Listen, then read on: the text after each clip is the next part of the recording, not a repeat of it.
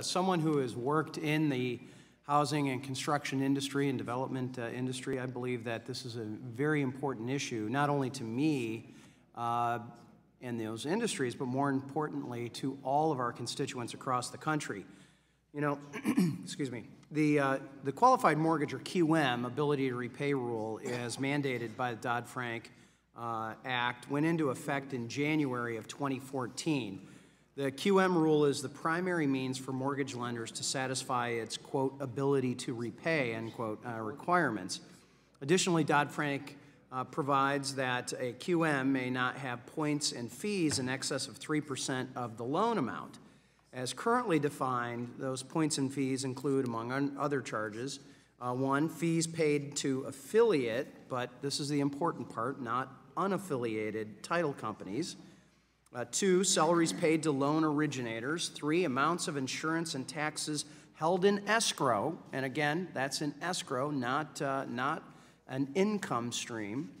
Four, loan level price adjustments. Those are commonly known as points, paying points to buy down a rate.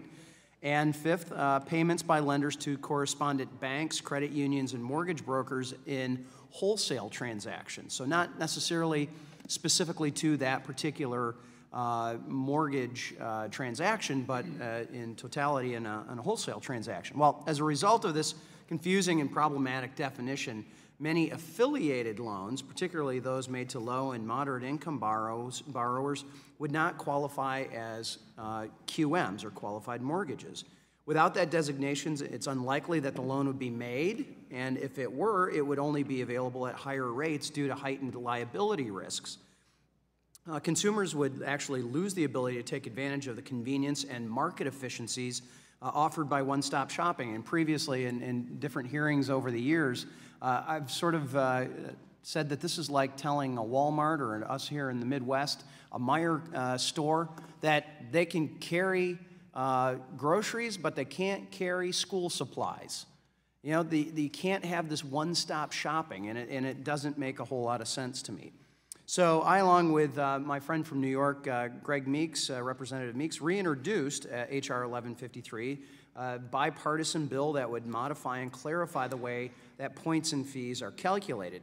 This legislation is very narrowly focused to promote access to affordable mortgage credit without overturning the important consumer protections and sound underwriting required under Dodd-Frank's ability to repay provisions. Very similar legislation overwhelmingly passed the House of Representatives last Congress, as well as the Congress prior to that, in the 113th. I think it's important to note that when I had first introduced this bill in 2012, it did look substantially different.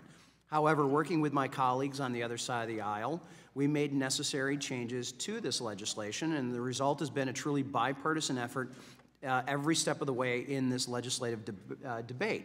And while I personally believe that we are going to have to deal with the ability to repay provisions at some point, that is not what this bill is doing. This bill, which is the exact same exact same language that had passed last Congress, received overwhelming support both here in the Financial Services Committee and in the full House of Representatives. Specifically, it would provide equal treatment for affiliated title fees and the unaffiliated, and clarify the treatment of insurance held in escrow. Again, those are payments that are not an asset, those are just being held. So I think these common sense changes will promote access to affordable mortgage credit for low and moderate income families and first-time home buyers by ensuring that safe and proper underwriting mortgages pass the QM test. And frankly, whether or not you supported Dodd-Frank, it's clear that the law requires some tweaks to ensure that qualified borrowers aren't locked out of home ownership and the beneficial features of a qualified mortgage. So, Mr. Chairman, Congress has the opportunity to help more Americans realize a portion of the American dream, not by some grandiose law or decree, but by simply reforming a burdensome regulation. Home ownership has been a pillar of American life for generations, and today we can reaffirm that pillar and reassert that home ownership can and should be an attainable goal. And I'd like to thank my colleague, Representative Meeks, for his work on this, and I urge my colleagues to vote in support of H.R. 1153.